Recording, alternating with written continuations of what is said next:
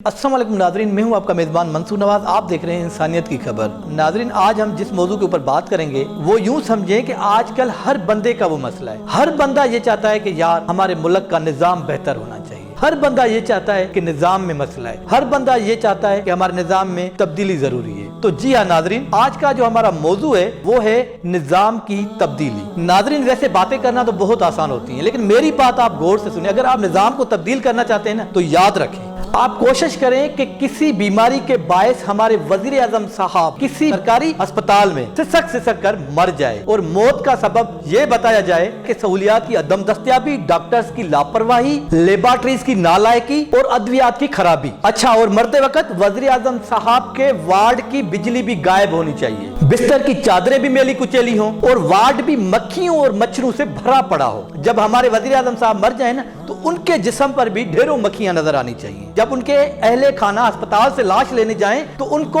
100 तरह के form fill करना पड़े। अस्पताल से मैयत ले जाने के लिए सिर्फ सरकारी एम्बुलेंस की इजाजत हो और वो एम्बुलेंस कहीं किराए पर गई हो और 6 घंटे के बाद दस्तयाब हो। और जब उसी एम्बुलेंस में मैयत को घर ले जाया जा रहा हो ना, तो उसी एम्बुलेंस का रास्ते में टायर पंक्चर हो जाए या उसका इंजन फेल हो जाए। बिल्कुल इसी तरह होना चाहिए कि अस्पताल से लेके कब्रिस्तान तक वजीर आजम साहब की मैयत को भी पसीने आ जाने चाहिए। बड़ा दुख होता है यार, इस तरह की बातें मजबूरी में करना पड़ जाती है। जब हम नॉर्मल अस्पतालों के चक्कर लगाते हैं और हमें 100 तरह के फॉर्म्स फिल करने पड़ जाते हैं और एम्बुलेंस दस्तयाब नहीं होती है, तो बंदा क्या करे। वजीर आजम के बाद असेंबली के तमाम अराकीन के ऊपर ये बात लाजिम की जाए कि वो अपना इलाज अपने अपने हल्के के सरकारी अस्पतालों से करवाएं। नाज़रीन, इस बात को आप याद रखें कि जिस दिन ऐसा होगा ना, तो असेंबली में बैठे तमाम अराकीन मुत्तफिका तौर पर सरकारी अस्पतालों को जदीद सहूलियात से आरास्ता करने पर काम शुरू कर देंगे। फिर इसके लिए उनको अपनी जाती मराहत ही ना कुर्बान करनी पड़ जाए, वो जदीद सहूलियात की तरफ फौरन मुड़ जाएंगे। यही लोग पहली फुर्सत में अस्पतालों को ठीक करने में लग जाएंगे। नाज़रीन, याद रखें कि निजाम की बेहतरी के लिए, निजाम की दुरुस्तगी के लिए और कोई हल नहीं, जब तक सियासतदानों के पांव के नीचे की जमीन गर्म नहीं की जाएगी। अगर हम इस तरह नहीं कर सकते, तो यही सियासतदान